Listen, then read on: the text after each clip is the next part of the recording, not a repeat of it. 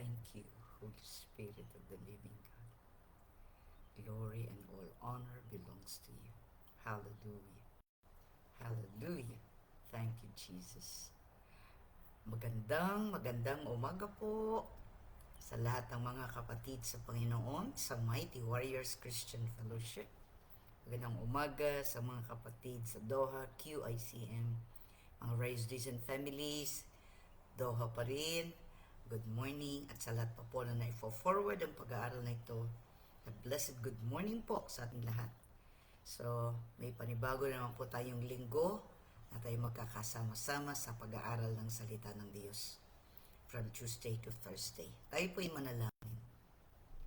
Nagagalak, nagpapasalamat kami sa iyo, Panginoon, sa lahat ng biyaya, pagpapala na iyong pinagkakalob. Salamat sa patuloy na paglilinis niyo sa amin, sa lahat ng aming pagkukulang laban sa inyo sa aming kapwa, at kami man ay handang magpatawad sa iba sa mga nagkukulang sa amin. Maraming salamat. Itinakda mo ang araw na ito. This is the day that the Lord has made, and we will rejoice and be glad in it.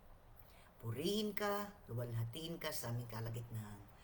At ang banal na Espiritu ang patuloy na aming inspirasyon, magpapatatag ng aming pananampalataya at magpapaunawa nito ng malinaw sa amin. Sa pangalan ng Panginoon Kristo, ito po ang aming samadalangin, Ama. Amen. Amen. Yay! Good morning, Sister Tess Yusi, Sister Evelyn Oblea. Magandang araw po sa inyong lahat. So, excited na po tayo na tayo ay patuloy na nag-aaral. Ngayon, ano naman ang plano? Diba, no? Mahalaga na sinasabi ng Panginoon na ang kalooban niya. Diba? Ito pong pinag-aaralan natin ay general will of the Lord na nakalagay po sa Biblia. At ito po ay ating tuntunin. Ito ang ating sinusundan. Ito ang ating pinanghahawakan sa lahat ng mga ikinikilos natin bilang mga mananampalataya. Kaya nga, ipagpapatuloy natin siya ang nagbigay sa atin ito, ang ating Diyos, ang mismong nagsabi nito sa atin, sa kanyang mga kautusan, para makatulong ito sa ating paggawa araw-araw, sa mabuting kapasyahan, ika nga. Siyempre, araw-araw po nagpapasya tayo. Hello, good morning sa lahat ng nandyan. Sister Novi Zaratan, Sister Arlene Sarmiento, ayan, magandang umaga. So, araw-araw nagpapasya tayo. Di ba? Pagising mo pa lang sa umaga, anong unang nasa isip mo?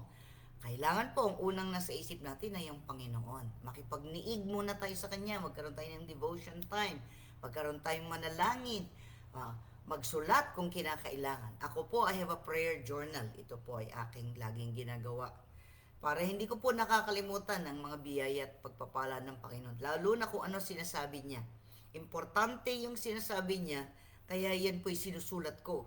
Para sa ganon, ay meron akong record, ika nga, kung ano ang nabasa ko, kung ano ang naging karanasan ko for that day, anong mga himala na ginawa ni Lord, anong mga katugunan na kanyang sinabi o ginawa, ang mga pangako niya, ang lahat ng bagay, nando na.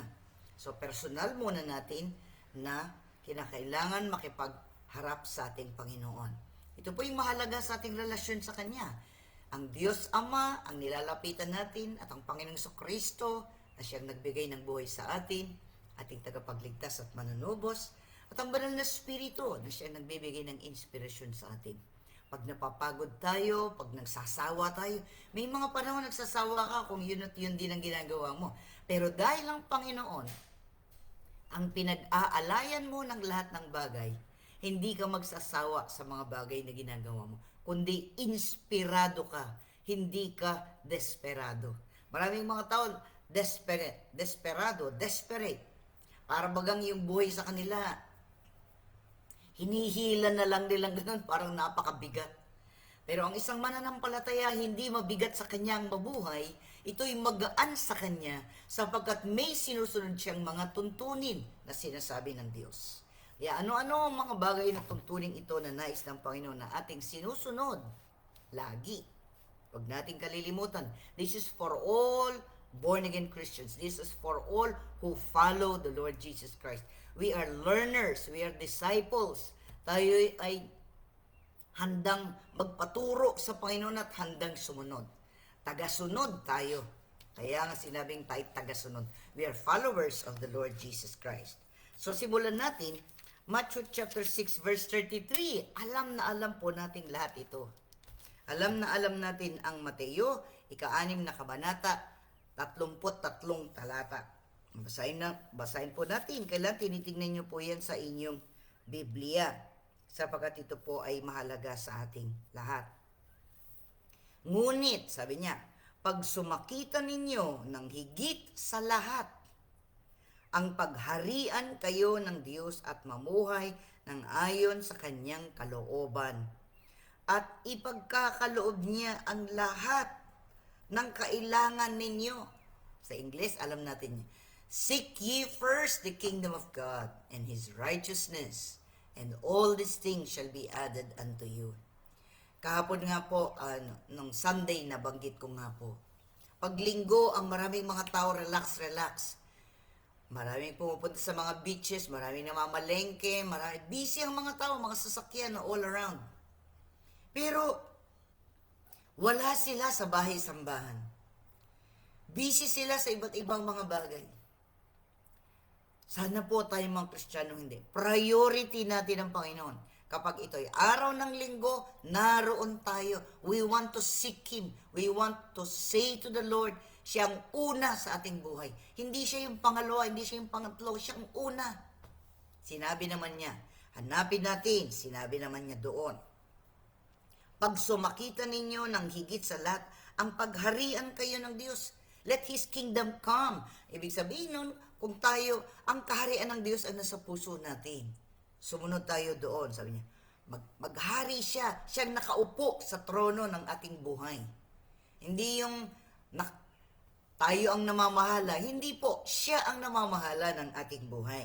Tapos sabi niya, na mamuhay ng ayon sa kanyang kalooban. Yun po ang kinalulugod ng Panginoon. Dalawang bagay dito importante. Seek ye first. Hanapin mo. So it is an action. Ito'y isang gawa. Ito'y kilos na gagawin mo. Hindi mo pwedeng sabihin, ay, alam ko na yan. Alam ko na yan. Kapag sinabi mong alam mo na yan, wala ka. Ang isip at damdamin mo sarado na sa mga nais ng Diyos na matutunan mo pa. Araw-araw ng ating buhay, kailangan ay excited tayo na matutunan kung ano ang gustong ituro ng Panginoon sa ating buhay. Eh, sabi niya sa atin, pagharian, siyang maghari, hindi tayo. Anumang desisyon, anumang kaisipan, anumang mga bagay, lagi natin itong isinasangguni sa Kanya. Tapos sabi niya, mamuhay ng ayon sa Kanyang kalooban. Kaya nga binigay niya sa atin ang Biblia.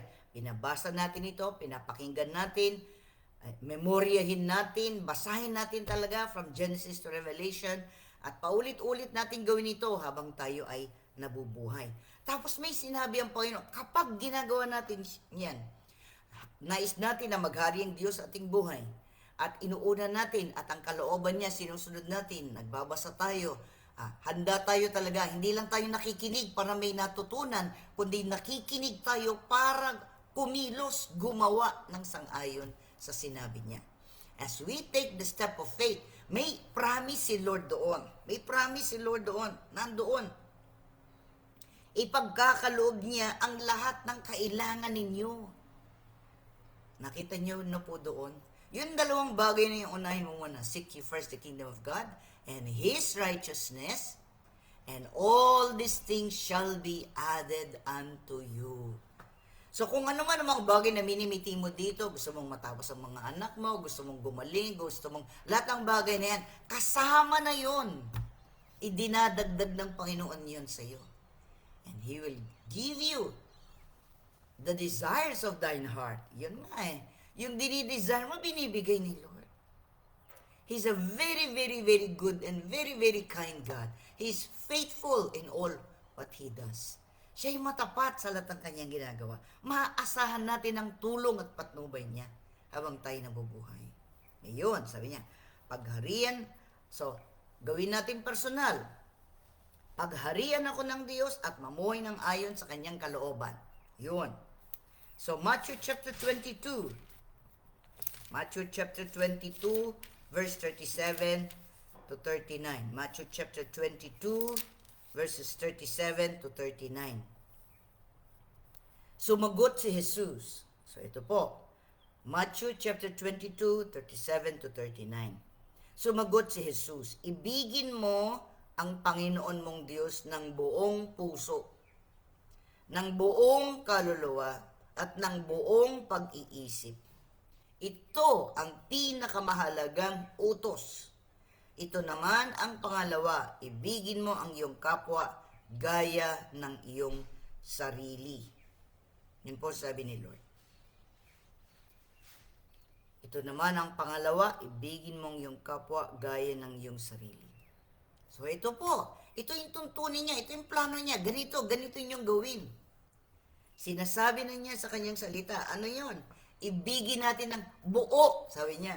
Hindi niya sinabing kalahati, 1/4, 1/3. Sabi niya, buo, it's a whole. Hindi yung kung minsan nandoon ka, excited ka dahil sinagot ng Panginoon ang iyong prayers. Pagkatapos nun, nung pinapaghintay ka niya, ayaw mo na, nagmamaktol ka na, ayaw mo na dumalo, natitisod ka na sa iba, kung ano. Sabi ng Panginoon, ibigin natin siya ng buo, walang pag-aalinlangan. In fact, sinabi niya lahat, di ba?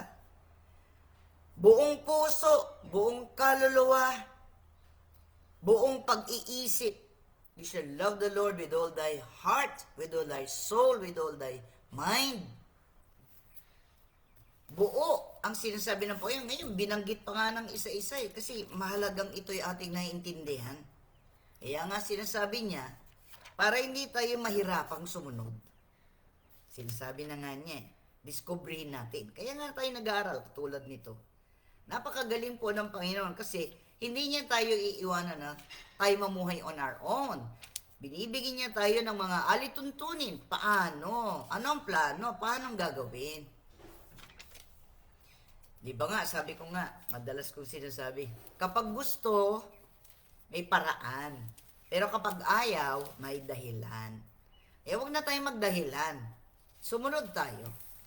Huwag tayo, kasi, huwag ka nang gumawa ng excuse.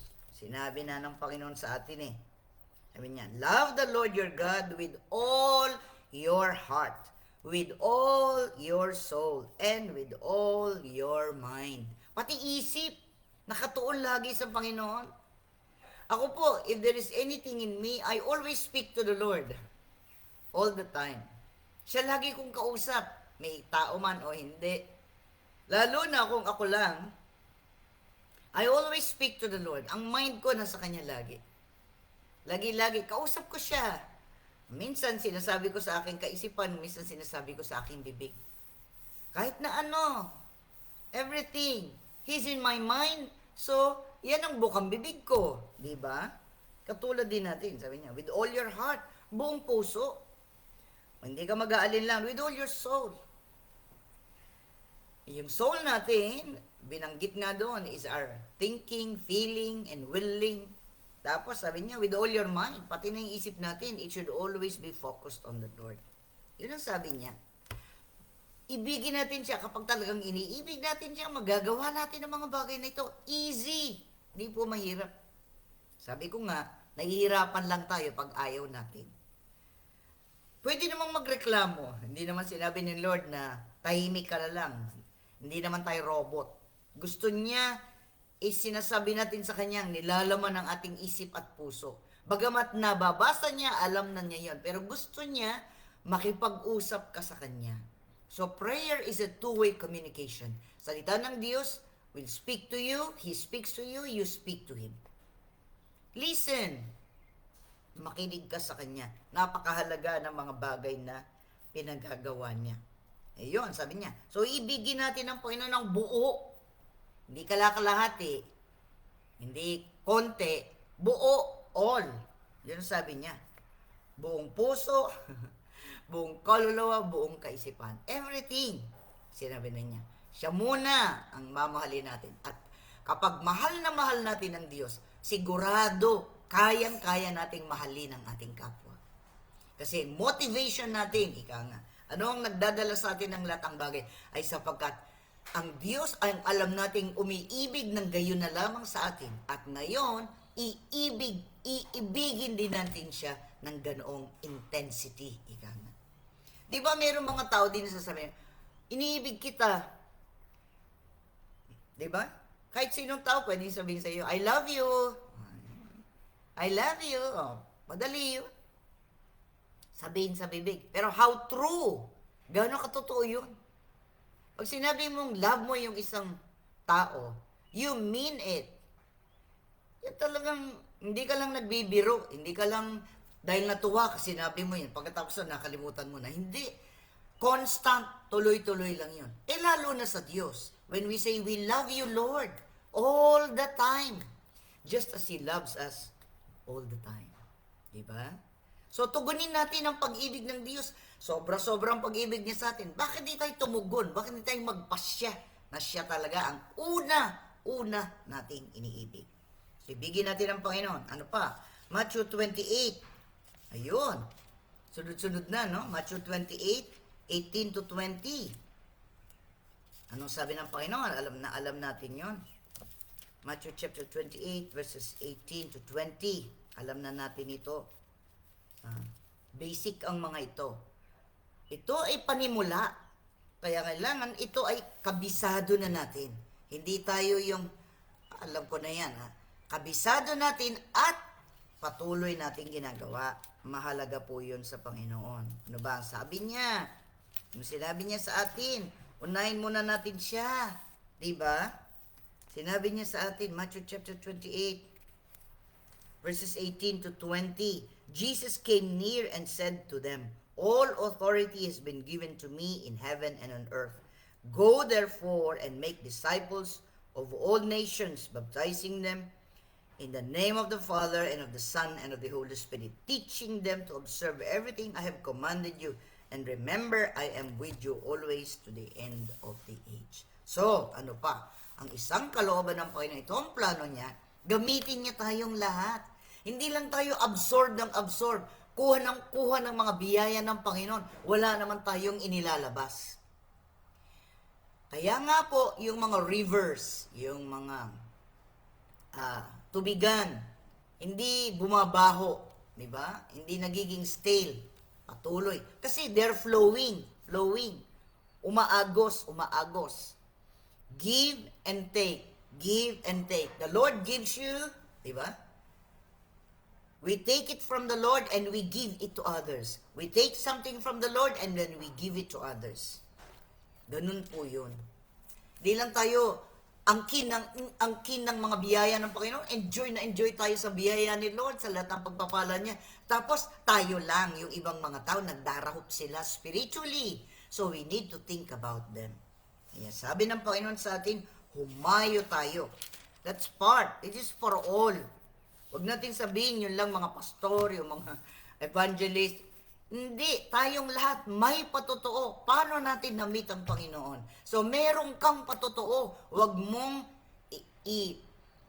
itago yan. Sabihin mo sa iba, paano mo na-meet ang Panginoong Kristo? Paano ka nagbago? Paano naging mabuti ang buhay mo? Sabihin mo sa iba, hindi ka nagmamalaki, kundi binibigyan mo ng parangal ang Panginoon. That He may be glorified. Siya ang mapupurihan, hindi ikaw. Sa Tagalog, lumapit si Jesus at sinabi sa kanila, ibinigay na sa akin ang lahat ng kapangyarihan sa langit at sa lupa. Kaya, humayo kayo at gawin ninyong alagad ko ang lahat ng bansa. Bautismohan ninyo sila sa ngalan ng Ama at ng Anak at ng Espiritu Santo. At turuang sumunod sa lahat ng ipinag-utos ko sa inyo. Tandaan ninyo, ako ay laging kasama ninyo hanggang sa katapusan ng sanlibutan. So, nandito pati yung missions, di ba? Lagi kong sinasabi yan. Our motivation is in Matthew chapter 22. When sabi ni Lord, love God above all. Buong puso nating mamahalin ng Panginoon. And then, we go out and share the gospel to others. Bawat isa sa atin. Hindi pwedeng yung mga nagtuturo nangangaral lang. Bahagi tayo. We are part of the body of Christ. So, we need to share to others. Yun ang sabi niya eh. Sabi niya, gawin ninyong alagad ko. So, we make disciples.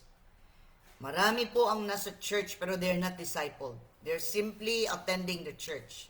We need to disciple others. Turuan din sila about the Lord. Let them read the scripture. Discuss things. Magkaroon ng mga Bible studies. Magkaroon ng pagpupulong para small groups, mga maliliit na grupo. Lalago ang mga mananampalataya pag ganun. They take turns, halimbawa, kung pare-pareho na yung edad nila sa Panginoon, they can take turns to share the word, kung ano ang natutunan nila. At syempre, sabihin natin sa iba, hindi natin pwedeng itago ang ating pananampalataya. It has to be open. Sabi na, let your light so shine before men, that they may glorify your Father which is in heaven. You are the salt of the earth. Tayo yon. Tayo yung tagapaglasa ng mundong ito.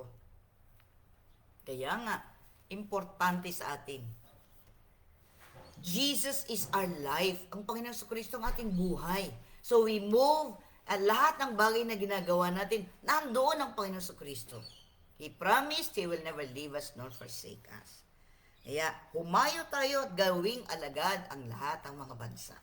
O hindi man tayo isang missionary o full-time missionary. How about our families? How about our neighbors, our friends, our relatives, our associates, our co-workers, sa palengke, kahit saan? Let us bring the Lord to the marketplace. Ika nga. Kung saan maraming tao, pumunta tayo doon. Share the gospel. Kasi ngayon, mga tao lalo na sa Pilipinas, napapaso na sila sa mga taong lumalapit-lapit. Kasi kung minsan, lumalapit nga, pero kasama yung love offering bag. Hindi po tayo ganon. We don't beg people. We share the gospel. Minsan magkakasama, magkaroon ng mga evangelistic campaigns, gawin natin yan. Because those are important. Those are necessary. Pag nakapag-gather tayo ng mga tao, we can already minister to them spiritually and physically, and we can enlarge the kingdom of God. At maimbitahan natin sa church, we can pray for them kung anong kailangan nila. Maraming mga tao nakikinig. Pero marami din mga tao nakikinig dahil meron silang makukuha. Kaya nga, we have to balance it out. The word of the Lord and the physical, kung anong kailangan ng mga tao, let us reach out to them. Yung felt need ng mga tao. Kasi ngayon, ang mga tao nasasanay na ngayon, lalo na sa Pilipinas, nasasanay ng ayuda. Basta i-gather mo sila, binigyan mo sila ng pera, binigyan mo sila ng mga bagay na ito, tuntuhan na sila. But that is not all. They need the Word of God. Because the Word of God will change their lives. At kapag nagbago ang buhay mo, magiging masipag ka, hindi ka magdidepende sa iba. Ikaw ang magkakaloob, hindi yung tanggap ka lang ng tanggap. Ikaw ngayon ang mag-share sa iba about the Lord. Ikaw ang mag-share ngayon kung paano ka pinagpala ni Lord. Kaya nga tayo pinagpapala niya, sabi niya, and all these things shall be added unto you. Ang mga bagay na pinapangarap mo, bibigay ni Lord. That is when we overflow. Tayo ay umaapaw. And we can give to others. And we can share the blessings to others. Blessing na binibigay ni Lord sa atin. But the number one blessing that we have is Jesus as our Savior and our personal Savior, Lord, our Redeemer, our everything. Amen po ba? So, ito muna pinag-aralan natin. We studied Matthew chapter 6 verse 33, Matthew chapter 22 verses 37 to 39, and Matthew chapter 28, 18 to 20. Let's continue tomorrow. Tayo manalangin. Lord, sa mga bagay na ito na sinabi mo, it takes a lifetime to do it. Simple ang mga sinabi mo. We already know them. Marami. Alam na namin ito. But thank you, Lord. We take action. Hindi lang namin alam, kundi kumikilos kami papunta dun sa sinasabi mo. Salamat po, sinabi mo. Hanapin ka muna namin. Maghari ka sa aming buhay. Mamuhay kami ng matuwid at kaya-aya sa iyo. Huwag na kaming magdahilan. Gawin namin ang aming makakaya sa tulong at patnubay ninyo. Sinabi nyo, hindi nyo kami iwanan ni pababayaan pa man. Ninanais ng puso nyo, tibok ng puso ninyo. Panginoon, naabutin ng ibang mga tao, makakilala rin sa iyo. Huwag kaming mag-atubili na gawin niyo yun. Because we have the Holy Spirit, ang banal na Espiritu, ang magbibigay sa amin ng kalakasan, loob na gawin yun. Huwag naming ipagkait sa iba ang kailangan ng buhay nila. Because without Jesus, there is no real life. Walang totoong buhay kapag wala ang Panginoon Kristo. But when we have Jesus, we have everything. We have everything. Kaya nga po, Panginoon, tulungan mo kami, turuan mo kami na unahin ka muna namin. And to love you with all our heart, with all our soul, with all our strength. Love you, Lord, buong-buo. And thank you, Lord, because of our love for you, we also share the gospel to others. Basic lang po ang mga ito. Alam na namin ang mga ito. At action, ang pagkilos namin, yan ang plano mo. Di lang para sa amin, kundi para sa buong mundo. We thank you and praise you for your very simple plans, O Lord. Simple lang mga plano mo. They're not complicated. Yung willingness namin ang importante sa iyo. We give you praise, we give you glory, honor, adoration, and thanksgiving for the simple truth of your word that can revolutionize the whole world and make them ready for the coming of the Lord Jesus Christ. Purihin ka, aming Diyos Ama, sa pangalan ng Panginoon Kristo at sa kapangyarihan ng Banal na Espiritu. Amen. Amen. Receive your overflowing blessing, seeking first the kingdom of God and His righteousness. All these things, whatever things you need for life and godliness are given already. Take them, confirm and decree and declare them. Love the Lord, our love for God, with all our heart, with all our soul, with all our strength. And love thy neighbors as thyself. And go ye into all the world, share the gospel to others. This is the blessing. This is the way, His plan for all humanity. In Jesus' name, He will walk with us. He will never leave us nor forsake us. God bless po sa inyong lahat. Thank you, Jesus. Kanina, nabagit ko na, Sister Novi Zaratan, Sister Evelyn Oblay, Sister Tess Yusi, ayan, Sister Jean V. Almario, Sister Arlene Sarmiento, ayan, maraming salamat sa inyo for with me. Thank you, Sister Norma Lemon, ayan, maraming salamat sa inyong lahat na napakaaga dyan sa ating bayang Pilipinas. Si Brother Rafael, si Brother Von, ayan, good morning. Ayan, maraming salamat. Andyan kayo. Spread the word. Be a blessing. Be a channel of His blessings. God bless po. I'll see you tomorrow. Bye-bye for now. God bless.